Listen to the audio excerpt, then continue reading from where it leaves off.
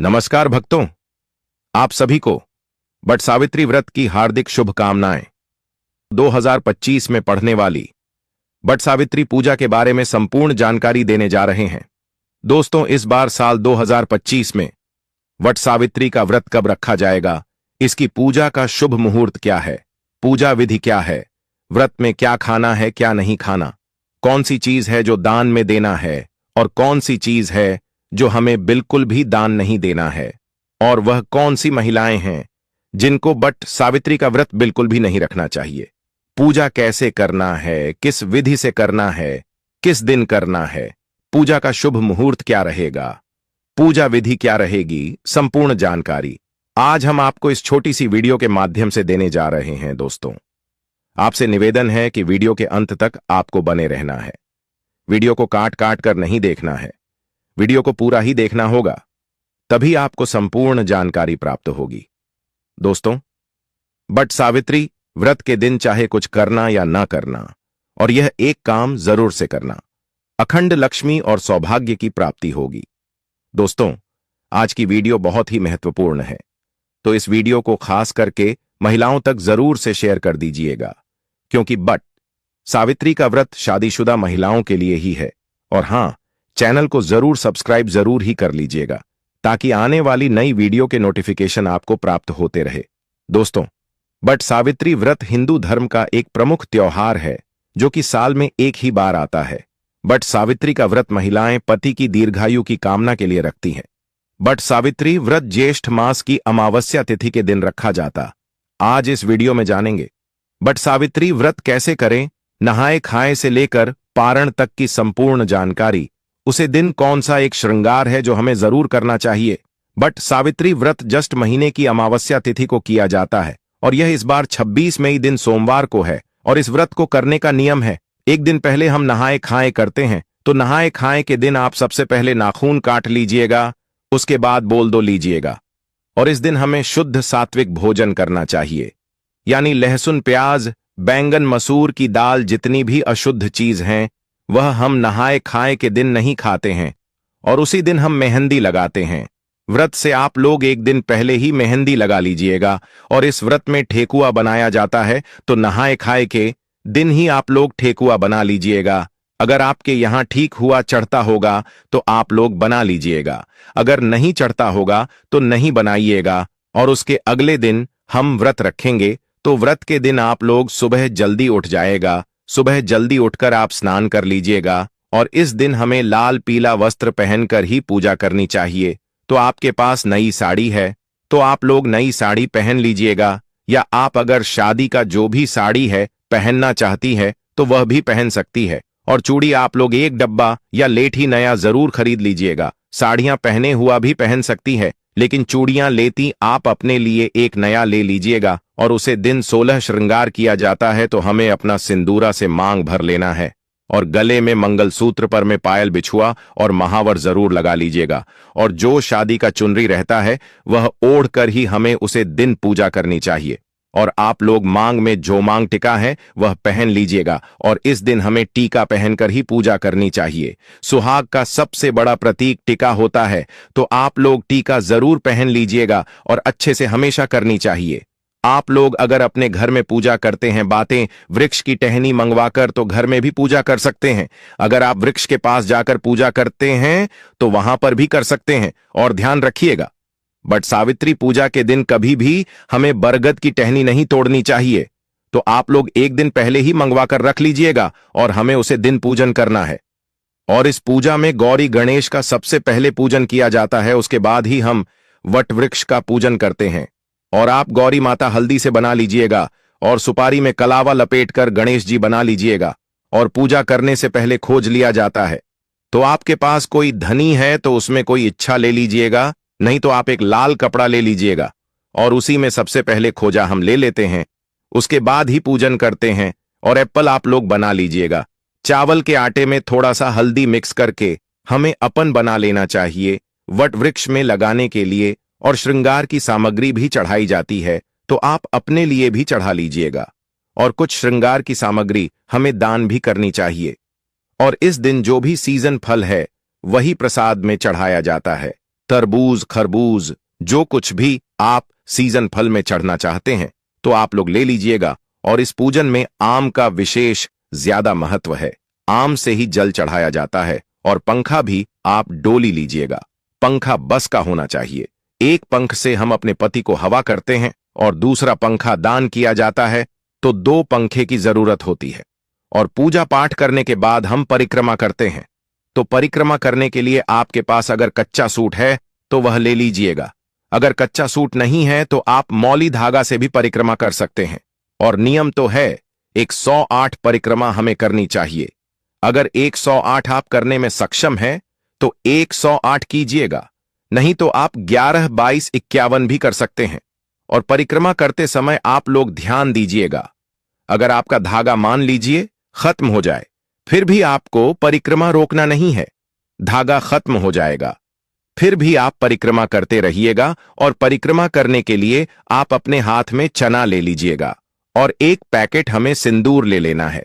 चना गिनकर रख लीजिएगा, क्योंकि परिक्रमा करते समय हम भूल जाते हैं कि हम कितनी बार परिक्रमा किए हैं। इसीलिए आप लोग चना ले लीजिएगा और सिंदूर ले लीजिएगा। बट वृक्ष में लगाने के लिए और सुहाग की सामग्री हमें जरूर चढ़ाना चाहिए। तो आप सुहाग की सामग्री में चूड़ी, सिंदूर, बिंदी यह भी चढ़ा सकते हैं। और मान लीजिए 16 श्रृंगार की सामग्री चढ़ना चाहते हैं तो वह भी चढ़ा सकते हैं। और कुछ ना कुछ आप लोग दान करने के लिए भी जरूर चढ़ाएगा। आपको पूजा कर लेनी है। पूजा करने के बाद इस दिन पति पूजन भी किया जाता है। तो आप लोग जब पूजा कर लीजिएगा घर आइएगा। उसके बाद आप लोग पति का पूजन कीजिएगा। सबसे पहले पति को जल से पैर धोया जाता है। उसके बाद हम पंख से हवा करते हैं, टीका लगाते हैं और उनके हाथ में कलावा बांधते हैं। और जो भोग प्रसाद हम लाते हैं वह हम पति को खिलाते हैं। तो पति पूजन हमें जरूर करना चाहिए।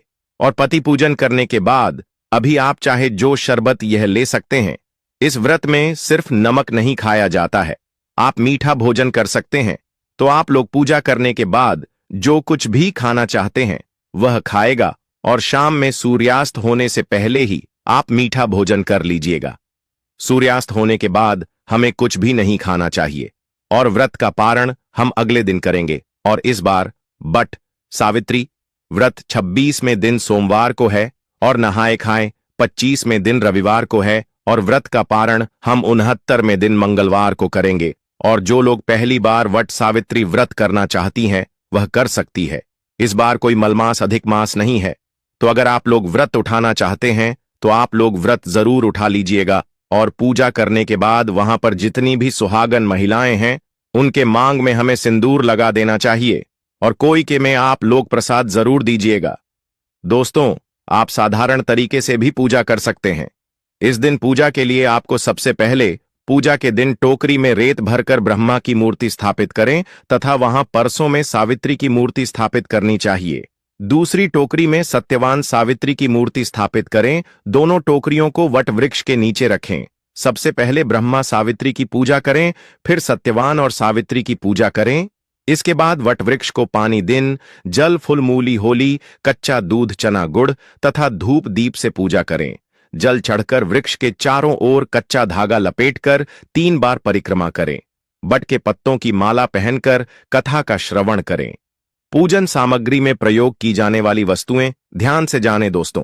सावित्री सत्यवान की मूर्तियां, बस का पंखा, लाल कलाव, धूप भी, फल पुष्प, होली, सुहाग का सामान, पूर्णिया, बरगद का फल, जल से भरा कल है।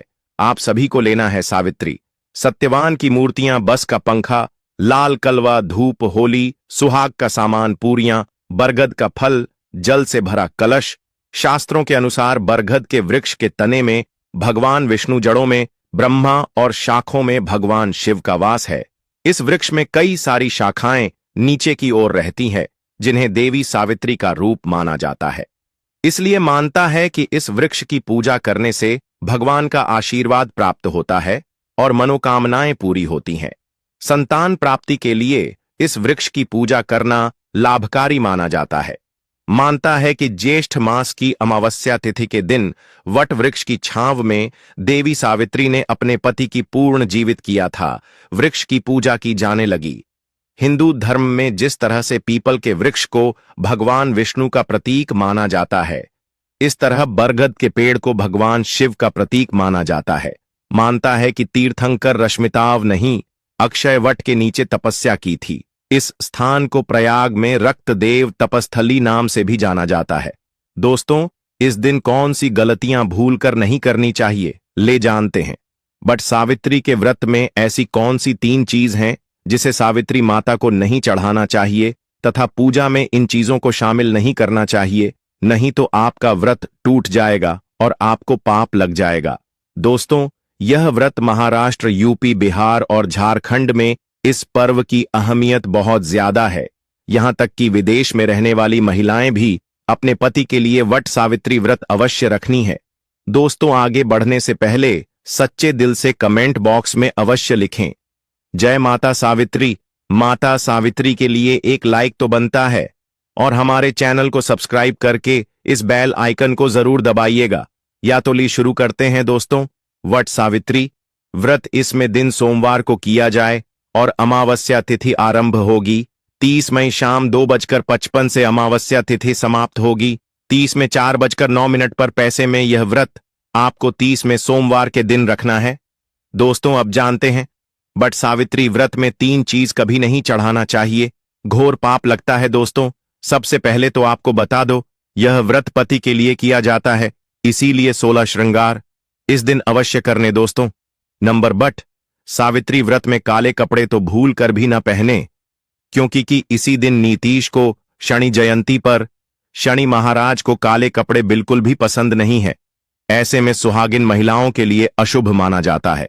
साथ साथ बट सावित्री व्रत में सफेद कपड़े पहने, सुहागिनों के लिए सफेद कपड़े उनके लिए विधवा होने का रूप माना जाता है। इस दिन आपको लाल वस्त्र पहनना चाहिए, जिससे सावित्री माता प्रसन्न होती है और देती है आपको अखंड सौभाग्यवती का वरदान। दोस्तों, नंबर 3, इस समय जितना ज्यादा हो सके श्रृंगार आदि का दान करें। इससे आपके पति पर कभी कोई कष्ट नहीं आएंगे। माता सावित्री प्रसन्न होती है, लेकिन याद रहे खुद का मेकअप दान ना करें, बाहर से खरीद कर ही दान करें। इससे आपके जीवन में कभी भी धन की कमी नहीं होगी। दोस्तों, नंबर 4, शास्त्रों के अनुसार माना जाता है कि बट सावित्री के व्रत में व्रतधारी को नमक का सेवन नहीं करना चाहिए। घर में किसी भी व्यक्ति को मांस मदिरा का सेवन नहीं करना चाहिए। इस समय सहवास नहीं करना चाहिए, मुक्त गंदे विचार नहीं निकलना चाहिए। बट सावित्री के को सुहागिन महिलाओं को ज्यादा सोना नहीं चाहिए, घोर पाप लगता है, इससे पति की आयु कम हो जाती है। इस समय आप सुबह सूर्य उदय से पहले अभिषेक पूर्वक उठ जाएं, माता सावित्री होती है प्रसन्न। दोस्तों, नंबर 5, शास्त्रों के अनुसार माना जाता है कि कम से कम वहाट सावित्री तथा करवा चौथ वाले दिन या जो अपने पति के लिए व्रत रखा है, उसे दिन आप जितना ज्यादा हो सके मांग में सिंदूर थोड़ा लंबा लगे। इससे पति की आयु बढ़ती है और आपकी खूबसूरती देख माता रानी प्रसन्न होती है और देती है अखंड सौभाग्यवती का वरदान। बट सावित्री के दिन मांग में थोड़ा सिंदूर लंबा होना चाहिए, मांग में ज्यादा से ज्यादा सिंदूर भरना चाहिए। तुम सिंदूर भरने से पति की आयु भी काम हो जाती है और आपको आयु बढ़ाना है, इसीलिए पति की आयु कम ना करें। दोस्तों, नंबर 6, बट सावित्री क्वीन लाल फूल अर्पित करना चाहिए। लाल फूल अर्पित करने से जीवन में सुख समृद्धि बनी रहती है और माता सावित्री प्रसन्न हो जाती है। लाल फूल को प्रेम का प्रतीक माना गया है, लाल फूल प्रेम को बढ़ाता है। दोस्तों, नंबर 7, बट सावित्री के दिन घर में मीठे पकवान अवश्य बनाना चाहिए और भोग लगाना चाहिए। दोस्तों, नंबर 8, मामूली व्रत सोचकर वट सावित्री के दिन अधिकतर महिलाएं ब्यूटी पार्लर जाकर अपने बाल कटवा लेते हैं, जो कि घोर पाप लगता है। इससे पति की मृत्यु निकट भविष्य में जल्द लंबे के किसी भी सुहागिन महिलाओं को बट सावित्री के दिन नहीं कटवाना चाहिए, इससे माता सावित्री क्रोधित हो जाती है। साथ ही साथ करवा चौथ वाले दिन भी महिलाओं को अपने लंबे के नहीं कटवाना चाहिए, शुभ नहीं माना जाता कि मृत्यु कोर्ट भविष्य में हो जाती है। दोस्तों, नंबर 9, बट सावित्री के दिन आप कोई भी चीज अर्पित करें, लेकिन ध्यान से देखने की वह चीज खंडित ना हो, उसके बाद ही अर्पित करें। कोई भी चीज टूटी फूटी नहीं होनी चाहिए। जब आप अपने हाथों में चूड़ियां पहने तब देख लें वह चूड़ियां सफेद ना हो, नीली चूड़ियां भी नहीं पहनना चाहिए, तथा काली चूड़ियां भी नहीं पहनना चाहिए। टूटी चूड़ियां भी कतई नहीं पहनना चाहिए। घोर पाप लगता है और व्रत टूट जाता है। दोस्तों, इस दिन गले में मंगलसूत्र पहनना कतई ना भूले, नहीं तो आपका व्रत पूरा नहीं माना जाएगा। गले में मंगलसूत्र अवश्य होना चाहिए। दोस्तों, अब जानते हैं वह कौन से 3 महिलाएं वट सावित्री का व्रत भूलकर भी नहीं रखना चाहिए और हो जाती है पति की मृत्यु। आप ऐसी गलती मत करना, नहीं तो आप अपने नौकरी से वंचित हो सकती हैं, आपको पाप लग सकता है, सावित्री माता नाराज हो सकती है। आइए जानते हैं दोस्तों। नंबर बट सावित्री का व्रत ऐसी महिलाएं कभी ना रखें। दोस्तों, अगर आपके मन में आपका प्रेमी का ख्याल ना कर किसी गैर मर्द का ख्याल आता है या किसी गैर औरत का ख्याल आता है, तो यह आपके चरित्र के लिए अच्छा नहीं माना जाता। असल में आप आपका भागीदार हैं। आचार्य चाणक्य कहते हैं कि एक अच्छा जीवन साथी वही होता है जिसका मन इन बातों से पवित्र हो और अपने प्रेमी से ही प्यार करे। हमेशा इस बात का ध्यान रहे कि सच्चे प्रेमी जोड़े स्वर्ग में मिलते हैं और हमेशा हर जन्म में साथ रहते हैं। और यही है विधि का विधान। नंबर 2, गर्भवती महिला वट सावित्री का व्रत। गर्भवती महिलाओं के लिए बहुत ही मुश्किल भरा समय हो जाता है। इस समय व्रत रखने पर गर्भवती महिला को काफी दिक्कतों का सामना सेट करना पड़ता है। आपको बता दें कि शास्त्रों में ऐसा बिल्कुल भी नहीं लिखा गया है कि कोई भी गर्भवती महिला वट सावित्री का व्रत नहीं रख सकती। लेकिन अगर आपके अंदर कमजोरी ज्यादा है या आप इस व्रत का पालन ऐसे समय में नहीं कर सकते, तो आप वट सावित्री का व्रत ना रखें, क्योंकि ऐसे समय व्रत रखना अनुरक्षित हो सकता है। इसीलिए व्रत रखने से पहले डॉक्टर की सलाह तुरंत लेनी चाहिए, क्योंकि आपके बच्चे को कुछ भी हो सकता है।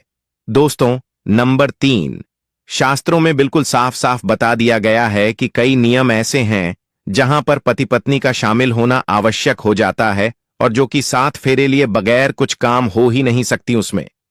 बट सावित्री का त्योहार मुख्य रूप से शामिल है। आपको बता दें कि जो पति पत्नी 7 फेरे लिए बगैर रह रहे होते हैं तो अशुभ माना जाता है।